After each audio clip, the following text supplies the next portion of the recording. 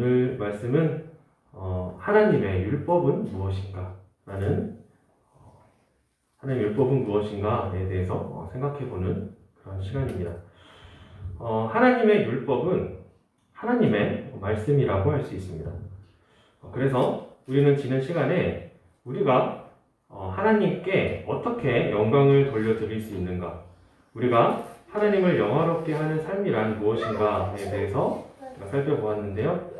그래서 지난주의 말씀과 연관하여서 우리가 이 시간은 율법이 어떠한 것인가를 생각해 보기를 원합니다. 하나님께서 영광을 받으시는 것은 우리의 노력이나 행동, 그리고 어떠한 결과물이나 그러한 것들을 통해서 우리의 입술로 하나님께 영광을 올려드린다고 해서 하나님께서 영광을 받으시는 것이 아니라고 했습니다. 하나님께서는 그 존재 자체로 원래부터 그리고 영원히 영광이 넘치시는 분입니다. 그러므로 우리의 도움을 통해서 하나님은 영광을 받으시는 분이 아니라 하나님의 형상으로 지음받은 우리의 삶을 통해서 하나님의 영광이 드러나는 방법으로 영광을 받으신다고 했습니다.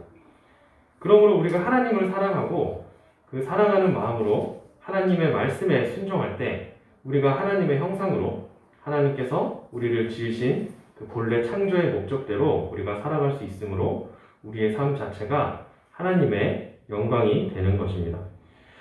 그리고 우리가 하나님의 말씀에 순종한다는 그 말씀이 바로 하나님의 율법이라고 할 수 있습니다. 물론 예수님도 말씀이시고요. 또 성경에 기록된 모든 말씀이 하나님의 말씀이지만 특히 우리가 하나님의 형상으로 창조된 본래의 목적대로 살아가기 위해 하나님께서는 우리에게 명령하신 말씀이 있는데 그것이 바로 율법이라는 것입니다.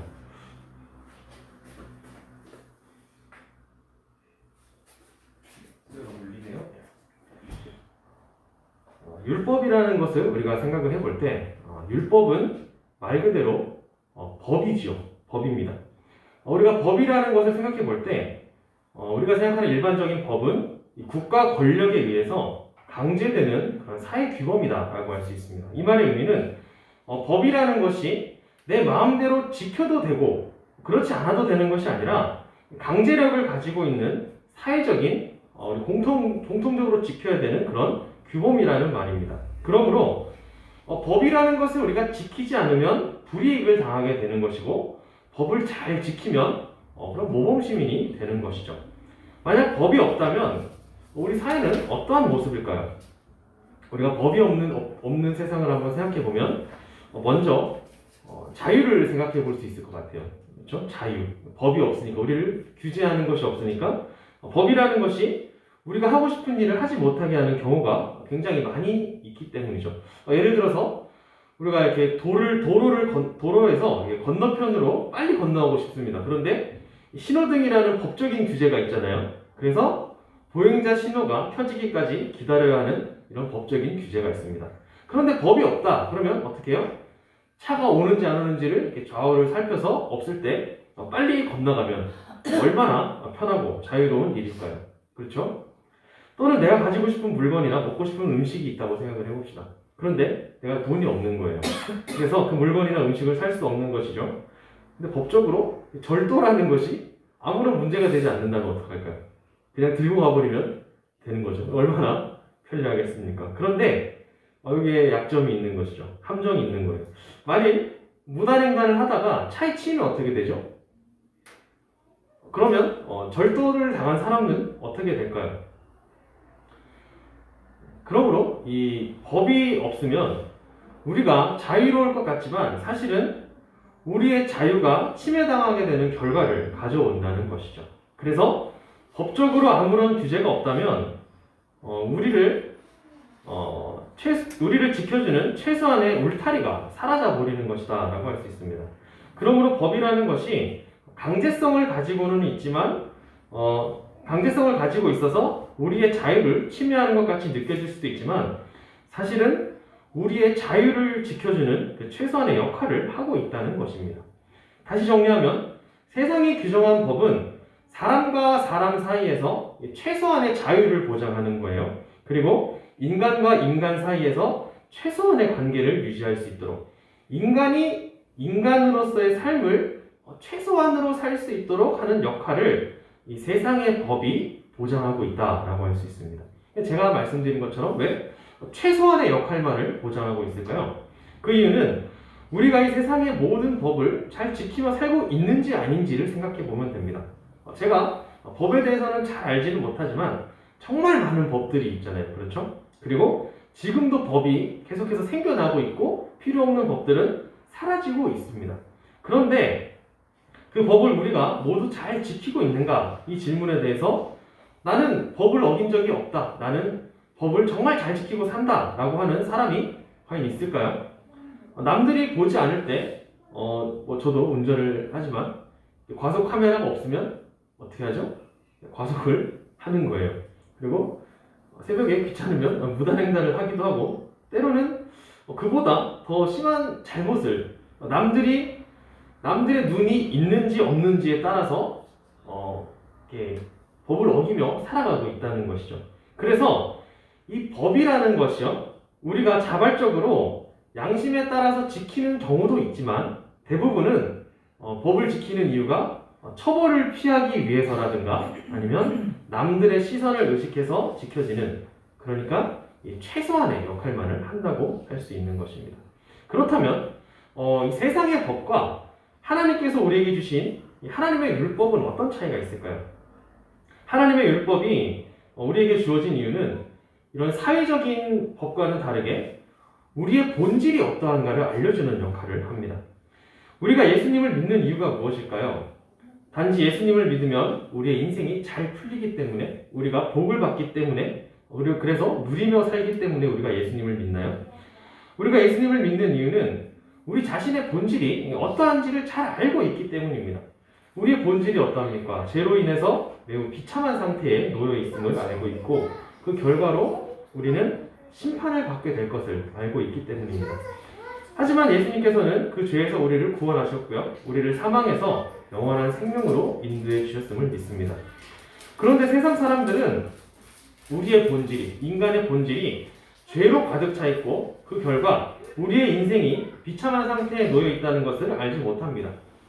우리가 죄인이라는 사실을 알지 못하기 때문에 예수님이 그들의 삶에서 필요가 없다고 느껴지는 것입니다. 사람의 인생을 살펴보면요, 그 가운데에 때로는 즐거움도 있고 행복이 있기도 하지만 사실 우리의 그 인생길을 살펴보면 늘 고통과 눈물, 슬픔, 억울함이 녹아 있는 것이죠. 매일 수고하는 그 삶에서 우리가 벗어나지 못하는 것이에요. 대부분의 사람들은 자신의 인생에 대해서 만족하며 살지 못할 것입니다. 자기 합리화를 통해서 그래도 나 정도면 괜찮은 삶이다 라고 생각하거나 나는 이 정도면 만족한다 라고 할 수 있겠지만 우리는 계속해서 남들과 비교하고 또 그 가운데 실망하기도 하고 또한 우리의 인생이 언젠가는 끝날 것임을 알기에, 언젠가는 우리 인생이 이제 죽음을 맞이하는 것을 알기 때문에 늘 후회 가운데 살아가죠. 그리고 괴로움 가운데에 살아가게 되는 것입니다. 그래서 인간의 이러한 고통스러운 삶의 원인이 인간의 죄로 인한 것임을 깨닫지 못하면서 살고 있어요. 그래서 바로 비참한 삶이다라는 것이죠. 그렇다면 우리는 어떻게 우리의 인생이 이러한 비참한 상태에 놓여 있다는 것을, 그래서 예수님께서 우리를 구원해 주셔야만 한다는 것을, 그 구원의 필요를 절실하다는 것을 어떻게 알 수 있을까요? 그 역할을 하는 것이 바로 율법이었다는 것입니다. 사람들은요, 죄의 기준을 자신의 생각에 따라서 결정합니다. 그런데 문제는 모든 사람들의 생각에 이 기준이 다르다는 것이죠. 그렇기 때문에 무엇이 죄인지 아닌지를 판단하는 그 기준도 서로 다르다는 것입니다. 우리가 지키는 세상의 법도 이와 마찬가지입니다. 그래서 법이 계속 개정이 되고 또 만들어지고 사라지고 또 재판을 통해서 죄의 기준을 따지기도 하지만 결국은 그것이 완전할 수 없다는 것입니다. 왜냐하면 법이 정말로 완전하다면 이 세상에 억울한 사람이 없어야 되는 것이죠. 그러므로 이 절대적인 죄의 기준은 사람이 정하는 것이 아닙니다. 왜냐하면 하나님께서 이 세상 모든 만물과 또 우리를 창조하셨고 그러므로 모든 만물의 주인이 되십니다. 그러므로 죄에 대한 절대적인 기준 역시도 만물의 주인 되신 하나님께 있는 것입니다. 하나님께서는 그 절대적인 죄에 대한 기준을 우리에게 율법으로 주셨다는 것입니다. 그래서 이 하나님의 율법에 우리 자신을 비추어 보면 우리가 죄인인 것을 깨닫고 그 결과 우리의 인생이 비참한 상태에 놓여 있다는 것을 알게 되는 것입니다. 그렇다면 하나님의 율법은 구체적으로 무엇을 말하고 있을까요? 하나님의 율법을 가장 쉽게 이해하는 것은 우리가 잘 알고 있는 십계명이죠. 십계명의 내용은 우리가 잘 알고 있죠. 먼저 하나님 외에 다른 신들을 섬기지 말고 하나님을 우상의 형태로 만들어서 섬기지 말고 하나님의 이름을 망령되이 일컫지 말고 안식일을 기억하고 지키고 부모를 공경하고 살인하지 말고 간음하지 말고 도둑질하지 말고 내 이웃에 대해서 거짓 증거하지 말고 내 이웃의 소유를 탐내지 말라라는 것입니다. 오늘 말씀 이후에 이 십계명에 대해서 계속 더 자세하게 살펴볼 예정인데요. 이 십계명에 대한 내용을 예수님께서 오늘 본문 말씀을 통해서 요약해서 말씀하셨다는 겁니다. 예수께서 이르시되 내 마음을 다하고 목숨을 다하고 뜻을 다하여 주 너의 하나님을 사랑하라 하셨으니 이것이 크고 첫째 되는 계명이요 둘째도 그와 같으니 내 이웃을 내 자신같이 사랑하라 하셨으니 이 두 계명이 온 율법과 선지자의 강령이니라. 이 말씀은 이미 신명기에서 나온 말씀이죠. 그리고 이 말씀이 강조하고 있는 것은 바로 하나님을 향한 사랑과 그리고 다른 사람들을 향한 사랑을 얘기하고 있는 것입니다. 그런데 이 사랑의 수준이 어디까지 가야 하는가? 하나님을 향해서는 마음을 다하고 목숨을 다하고 뜻을 다해야 하는 것이고 다른 사람을 향해서는 내 자신을 사랑하는 것처럼 하라는 것입니다. 그리고 이 율법에 대한 명령은 이 세상 모든 만물을 창조하신 하나님의 말씀이었어요. 그러므로 반드시 지켜야 되는 절대적인 명령이라는 것이죠. 사람이 만든 법도 지키지 않으면 그에 따른 벌금이나 처벌이 있습니다. 왜냐하면 그렇게 정한 것이기 때문이에요. 그렇게 해야만 이 법이라고 하는 그 실효성이 존재할 수가 있는 것입니다. 그러므로 하나님의 말씀인 이 율법도 우리가 지켜도 되고 지키지 않아도 되는 그런 성격이 아니라는 겁니다. 이 율법이 요구하는 수준이 너무 높아서 우리가 하나님 어떻게 우리가 이것을 지킬 수 있습니까? 라고 반발하거나 거부할 수 있는 그런 명령이 아니라는 것입니다. 세상의 법은요, 다른 사람의 눈을 속일 수 있습니다. 그래서 몰래 죄를 지은 것에 대해서 우리가 때로는 양심의 가책을 느낄지라도 들키지만 않으면 법을 어겨도 아무런 문제가 없어 보입니다. 왜냐하면 아무도 보지 못했기 때문에 강제로 그 잘못에 대해서 누가 뭐라고 할 수 있는 방법이 없기 때문이에요. 하지만 하나님께서 말씀하신 이 율법을 지키고 있는지 지키지 않는지 누가 가장 잘 알고 있을까요? 하나님께서 우리에게 주신 이 양심을 통해서 우리가 가장 잘 알고 그리고 하나님께서 이 모든 것을 제일 잘 알고 계시다는 것입니다. 그리고 이 죄에 대한 기준이 하나님께 있기 때문에 우리의 생각으로 이 정도는 뭐 괜찮지, 나 정도면 괜찮은 사람이야, 내가 저 사람보다는 죄를 조금 덜 지었다 라고 판단할 수 없다는 거예요. 하나님이 보시기에 절대적인 그 기준에서 정말 내가 하나님을 사랑하고 있는가, 내가 정말 이웃을 사랑하고 있는가, 이 판단은 오직 하나님께서만 하실 수 있다는 겁니다. 그러므로 우리가 하나님의 형상으로 하나님께 영광을 돌려드리기 위해서는 하나님을 그 사랑하는 마음으로 하나님 말씀에 자발적으로 순종해야 되는데, 이 자발적으로 순종해야 되는 말씀이 바로 하나님의 율법이고, 율법을 통해서 우리가 죄인인 것을 깨닫게 되는 겁니다. 그리고 이 죄의 기준을 오직 하나님만이 판단하실 수 있고, 율법에 우리 자신을 비추어 볼 때 내가 정말 하나님을 사랑하고 있는가, 내가 정말 이웃을 사랑하고 있는가, 이것을 살펴보면 내가 정말 어쩔 수 없는 죄인이구나, 이것을 우리가 알 수 있다는 것이죠.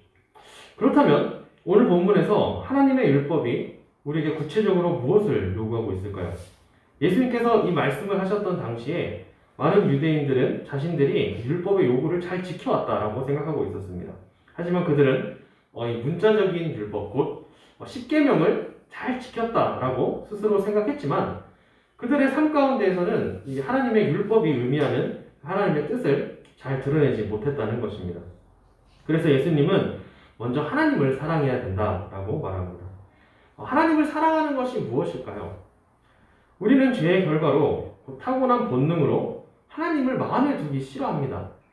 내 삶의 주인이 하나님이다 라고 말을 하지만 결국은 내 자신이 이 주인이 되기를 원하기 때문이죠. 하지만 하나님을 사랑한다는 것은 하나님이 나의 주인이심을 고백하는 것입니다. 그러므로 하나님이 어떠한 분이신가를 잘 알아야 되고 하나님의 뜻이 무엇인지를 우리가 잘 살펴야 되고 그 뜻을 우리의 삶으로 드러내는 것이 중요한데요. 그래서 우리가 살펴본 내용을 보면 먼저 하나님이 어떠한 분이신가를 우리가 생각을 해봤죠. 하나님은 유일하신 하나님 그리고 삼위일체 하나님이심을 우리가 살펴보는 거예요. 두 번째는 하나님께서 이 세상과 우리를 창조하신 목적을 생각해 본 거예요. 하나님은 우리를 하나님의 형상으로 창조하시고 이 모든 세상을 창조하시고 하나님께서 심히 좋았더라라고 말씀하셨던 거예요. 세 번째는 우리가 하나님의 형상으로 창조된 이 우리의 삶을 통해서 하나님께 영광을 돌리는 것이 무엇인가 이것을 다루고 있는 것이에요. 계속해서 하나님을 사랑한다는 것은 하나님을 나의 하나님으로 섬기는 것입니다. 하나님은 살아계신데 지금 그것이 내 삶과 무슨 상관이 있느냐? 내 삶과 아무런 상관이 없는 그런 하나님이 아니라 내 삶의 현실 가운데에 나와 함께 하시는 하나님이다 라는 인식이 우리 삶에 늘 있어야 된다는 거예요. 우리가 정말 살아계신 하나님을 믿고 있습니까? 그렇다면 그 하나님께서 지금 이 순간에도 나와 함께 계시고 우리의 일상생활 가운데에 우리의 모든 생각과 언행, 우리의 행동을 늘 지켜보고 계신다고 정말 생각하고 있냐는 것이죠. 정말 그렇다면 하나님이 나와 늘 동행한다는 인식을 가진 사람은 절대 마음대로 자기 마음대로 그 삶을 살 수 없는 것이죠. 또한 하나님을 사랑한다는 것은 하나님을 두려워해서 억지로 이렇게 굴복하는 그런 것을 말하는 것이 아닙니다. 우리가 하나님의 율법을 지켜야 하는 이유가 세상의 법을 지켜야 하는 것처럼 처벌을 받지 않기 위해서 지켜서는 안 된다는 것이에요. 우리가 하나님의 율법을 사랑의 관계에서 순종할 때 하나님은 영광을 받으시는 것입니다. 그 이유가 무엇이죠? 하나님의 영광은 우리의 삶을 통해서 드러나는 것이라고 했습니다. 만약 우리가 사랑하는 사람에게 선물을 준다라고 하는 거예요. 그래서 그 사람이 이런 이 선물을 줘서 정말 너무 고마워 얘기할 때 우리가 이렇게 말하면 어떨까요? 내가 이 선물을 주는 이유는 당신이 나를 해칠까봐 두려워서 주는 거예요. 이렇게 얘기하면 그 선물을 받은 사람이 그 선물을 받고 영광을 받을 수 있을까요? 아주 언짢죠. 기분 나쁜 거죠. 사랑한다면요, 우리가 그렇게 선물을 준비하고 주지 않는다는 거예요. 두 번째는 이웃을 사랑하는 것입니다. 만일 우리가 정말 하나님을 사랑한다면 그 말씀을 사랑하는 것이고 그 율법에 순종하는 것입니다. 그러므로 우리의 모든 행동 가운데에 하나님의 율법에 순종하며 살아갈 때 하나님을 사랑하는 마음이 계속해서 생겨나게 되는 것이죠. 그래서 우리가 하나님을 사랑하는 마음을 계속 품고 산다면 하나님을 사랑하는 마음으로 다른 사람도 사랑할 수 있게 되는 겁니다. 그러므로 이 세상, 이 사람 가운데에는 다른 사람과의 갈등이 있을 수 없는 절대적인 사랑이다라고 할 수 있습니다. 그렇다면 절대적인 사랑은 또 무엇일까요? 물론 이 절대적인 사랑이다라고 하는 것은 하나님만이 우리에게 주실 수 있는, 하나님만이 하실 수 있는 그런 사랑을 말해요. 우리의 기준에서 절대적인 사랑은 바로 하나님의 사랑을 알도록 도와주는 것. 그것이 바로 우리의 기준에서의 절대적인 사랑이죠. 우리는 우리 악한 본성 때문에 우리 자신을 사랑하기를 원하죠. 우리가 다른 사람을 사랑하는 것에 대해서 특히 권사님 계시지만 우리가 동물을 이제 키우는 거예요. 동물을 키우니까 개를 한번 키운다고 이제 생각을 해보는 거예요. 그런데 이 사랑이 우리의 강아지를 사랑하는 것이 우리가 정말 이 동물을 사랑하는 것일까요? 아니면 그 사랑이 나의 희생을 동반하는 사랑일까요? 아니면 내 욕심일까요? 우리가 강아지를 이제 많이 키우니까 사랑한다면서 강아지를 집에 홀로 두는 거예요. 그렇죠? 그리고 짖으면 안 되니까 성대도 이렇게 떼어내기도 하고, 그리고 이제 강아지가 이제 이렇게 발전하면 이제 안 되니까 중성화 수술도 시켜주는 거예요. 그게 누구를 위한 이제 사랑이냐 이거죠. 만약 내가 키우던 강아지가 죽었습니다. 그러면 우리는 이제 슬프죠.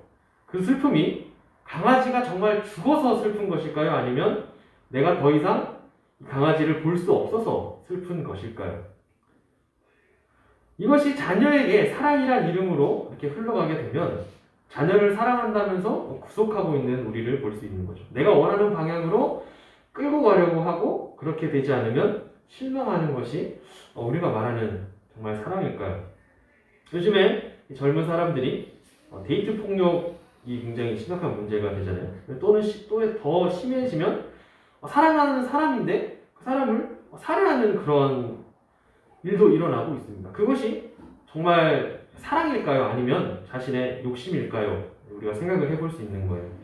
진정한 사랑은요, 율법과 그 성질이 같다고 할 수 있습니다. 율법이 우리의 자유를 구속하는 것처럼 보이지만 사실 율법이 있으므로 우리는 진정한 자유를 누릴 수 있는 것처럼요. 사랑 역시도 누군가를 구속하는 것이 아니라 그 사랑을 통해서 우리가 자유롭게 될 수 있는 거예요. 그 이유가 무엇일까요? 바로 희생이 있기 때문입니다. 사랑하는 사람과 결혼을 하게 되면요, 많은 자유를 박탈당하게 됩니다. 네, 이제는 저는 아직 젊어서 이제 다 포기하시고 사시겠지만, 네, 처음에 저는 자유 시간이 없어지는 것이 굉장히 불만이었죠. 그리고 혼자서 하는 시간보다 함께 하는 시간이 계속 늘어나게 되고, 자녀를 키우게 되면 더 많은 희생을 해야 되는 그런 시간들이 생기게 되는 거예요. 하지만 그러한 삶을 통해서 우리 자신을 절제하는 것을 배웁니다. 그리고 희생할 줄 알게 되고 포기할 줄 알게 되고 사랑을 배워가게 되는 거죠. 그리고 그 과정을 통해서 우리가 하나님의 사랑을 깨닫게 되는데 그 사랑이 우리에게 주는 정말 희망과 소망을 알게 되는 거예요. 그것이 무엇일까요? 예수 그리스도께서 자신의 모든 것을 내려놓고 이 땅에 오시고 자신을 희생하셔서 우리를 사랑하신 그 사랑을 통해서 우리가 이제는 죄와 사망에서 벗어나 진정한 자유를 누리며 살아가게 되었다는 사실을 깨닫게 되는 거예요. 그러므로 우리의 사랑은 절대적인 진실한 사랑이라고 할 수 없어요.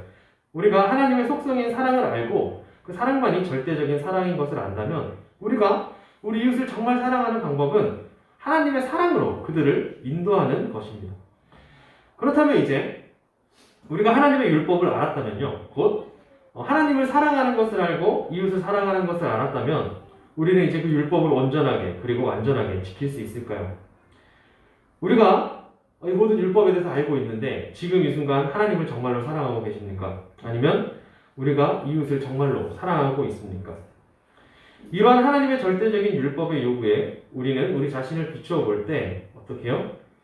아직도 여전히 우리가 하나님의 율법을 따르지 못하는 우리 자신이 죄인인 것을 다시 한번 깨닫는 겁니다. 그리고 죄인의 상태로 이 세상을 살아갈 때 계속해서 우리는 비참한 인생을 살아갈 수밖에 없다라는 것을 다시 한번 깨닫게 되는 것입니다. 그러므로 율법을 통해서 우리는 우리가 죄의 비참한 가운데 있다는 것을 깨닫고 우리의 삶 가운데 우리를 구원하신 예수 그리스도가 정말 필요하다는 사실을 다시 한번 느끼면서 살아가게 됩니다. 그렇다면 우리가 율법을 통해서 죄인임을 알았고요. 이제 예수 그리스도를 우리의 주님으로 고백하게 되면 더 이상 죄를 짓지 않고 살아갈 수 있을까요? 이 말은 우리가 이제는 모든 율법을 지키며 살아갈 수 있게 되었다는 것일까요? 안타깝지만 우리는 매일 율법의 요구를 지키며 살아가지 못하고 있습니다. 지금 예배를 드리고 있는 상황에서 우리 마음 가운데에, 우리 생각 가운데에 정말 하나님만 사랑하고 있습니까? 말씀을 듣는 가운데 다른 생각이 하나도 들어오지 않고 정말 온전히 내 뜻과 마음과 생각이 하나님께로만 향하여 있습니까? 그렇다면 우리 일상생활 가운데 정말 우리 이웃을 내 몸과 같이 사랑하고 있습니까? 그러므로 우리는 계속해서 예수 그리스도의 복음이 필요한 것입니다.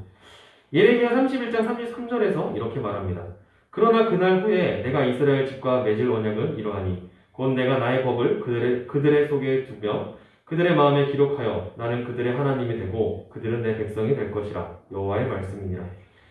에스겔 36장 26절에서 27절 또 이렇게 말합니다. 또 새 영을 너희 속에 두고 새 마음을 너희에게 주되 너희 육신에서 굳은 마음을 제거하고 부드러운 마음을 줄 것이며 또 내 영을 너희 속에 두어 너희로 내 율례를 행하게 하리니 너희가 내 규례를 지켜 행할지라. 이 말씀은 우리에게 예수 그리스도를 통해 주어질 새 언약에 대한 말씀입니다. 그리스도의 복음을 우리 마음 가운데에 두고 하나님의 율법을 우리 마음에 기록하고 우리의 굳은 마음을 제거하고 율법을 지켜 행하도록 하나님께서 도와주신다라는 것입니다. 그리고 이 일을 예수님께서 십자가의 사랑으로 우리에게 이루셨습니다. 우리가 할 수 없는 하나님의 사랑과 이웃 사랑을 그분의 삶을 통해서 우리에게 보여주셨던 겁니다. 이 일을 통해서 모든 율법의 요구를 이루어 주셨고 우리를 대신해서 죽으시고 부활하셨습니다. 이제는 이 복음을 믿는 자들에게 죄 없다 하신 하나님의 은혜가 우리 삶 가운데 더딥혀진 것입니다. 이 부분에 대해서 계속해서 우리 담임선생님께서 로마서 말씀을 통해서 우리에게 전해주고 계신데요. 칭의에 대한 말씀, 그리고 성령의 법이 이제 우리를 다스리고 있다는 것과 동일한 내용인 거죠. 우리는 하나님의 형상으로 지음받았습니다. 그리고 우리가 하나님의 형상으로 바른 삶을 살기 위해서 하나님께서는 우리에게 율법을 주셨습니다. 그 율법은 하나님을 사랑하고 우리 이웃을 사랑하는 이 세상을 창조하신 절대자의 명령입니다. 이 명령은 우리가 임의대로 지키거나 지키지 않아도 되는 그런 성격의 명령이 아니라 꼭 지켜야 하는 명령입니다. 하지만 우리는 이 율법의 요구를 매 순간 지키며 살아갈 수 없습니다. 그러므로 우리가 죄인임을 깨닫게 되는 것입니다. 그리고 우리가 율법의 요구를 지키며 살아갈 수 없다는 것을 하나님은 알고 계셨고 그 일을 위해서 예수 그리스도께서 이 땅에 오셨습니다. 그분의 사랑으로 우리는 구원을 받았고 이제는 그 복음을 믿음으로 우리의 삶이 진정한 자유를 얻었습니다. 예수 그리스도의 복음, 곧 이 땅에 오심과 죽으심, 그리고 부활하심과 다시 오실 예수 그리스도를 통해서 이제는 우리에게 하나님의 영과 새 마음을 주셨고 새 언약을 우리에게 약속하셨습니다. 이 사실을 믿는 우리는 이제 하나님을 진정으로 사랑하며 또 우리의 이웃에게 하나님의 진정한 사랑을 알리는 삶을 살아야 합니다. 그것이 하나님의 사랑을 받은 자들의 마땅한 반응이고 율법의 사랑으로 순종하는 자들의 태도일 것입니다. 매 순간 우리가 하나님을 사랑하지 못하고 또 우리의 이웃을 사랑하지 못할지라도 그 일을 위해 희생하신 예수 그리스도와 또 우리에게 주어진 새 언약을 기억하시며 하나님을 사랑하는 마음으로 이 율법에 순종하기 위해서 기도하고 애쓰고 힘쓰는 우리 모두가 되길 주님의 이름으로 소망합니다. 기도하겠습니다. 하나님 감사합니다. 하나님께서 하나님의 형상인 우리가 이 땅에서 하나님의 형상으로서의 삶을 바르게 살기 위하여서 절대적인 율법의 10계명의 기준을 우리에게 주셨는데 우리가 그 율법을 온전히 순종하며 지키며 나아갈 때 우리가 온전히 하나님께 영광 돌리게 될 줄 믿습니다. 하지만 우리는 연약하여서 또 우리는 우리의 죄악된 본질로 인하여서 하나님 사랑하기보다 내 자신을 더 사랑하기를 원하고 나의 욕심으로 하나님의 사랑을 생각하지 못하는 그런 때가 너무나도 많이 있습니다. 하나님, 그 일에 우리가 절망하고 낙담하고 또 힘들어질 때 그 일을 위하여 예수 그리스도께서 우리를 위하여 죽으시고 부활하시고 이제는 하늘에서 우리를 지켜보시는 그것에 감사하며 그것에 힘입어서 온전히 하나님을 사랑하고 이웃을 사랑하는 그러한 하나님의 형상으로서의 삶 살아갈 수 있도록 도와주시옵소서. 감사합니다. 모든 그 예수님의 이름으로 기도합니다. 네.